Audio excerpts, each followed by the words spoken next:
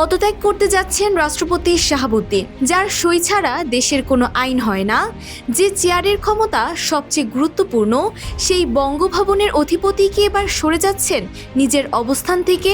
সব অনিশ্চয়তার অবসান ঘটিয়ে রূপ নিতে যাচ্ছে নতুন এক রাজনৈতিক মোড়।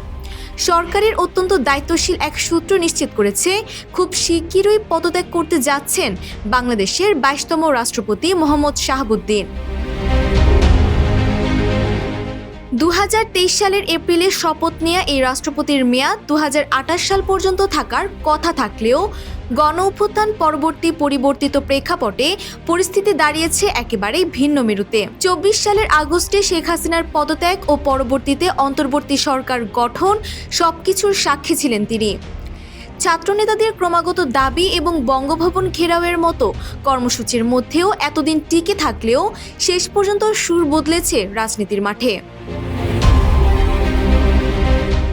রাজনৈতিক অন্দরমহলের খবর, নতুন সরকার দায়িত্ব নেওয়ার পর থেকেই মোহাম্মদ শাহাবুদ্দিনের থাকা না থাকা নিয়ে আলোচনা ওঠে। ইতোপূর্বে তিনি নিজেও ইঙ্গিত দিয়েছিলেন সরকার চাইলে থাকবেন, না হলে সম্মানের সাথেই সরে যাবেন। অবশেষে সেই বিদায়ের ঘণ্টাই হয়তো বাজতে যাচ্ছে। তবে বড় প্রশ্ন হলো, এরপর কে বসছেন দেশের সর্বোচ্চ এই সাংবিধানিক চেয়ারে?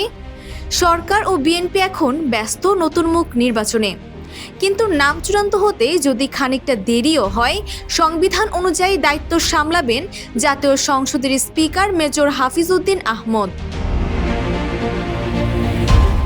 একটি গণ অভ্যুত্থান, নতুন নির্বাচন এবং বিএনপি সরকারের আগমনের পর রাষ্ট্রপতির পদত্যাগ কেবল একজন ব্যক্তির সরে যাওয়া নয়, এটি দেশের রাজনীতির ক্ষমতার বিন্যাসে নতুন এক অধ্যায়ের সূচনা।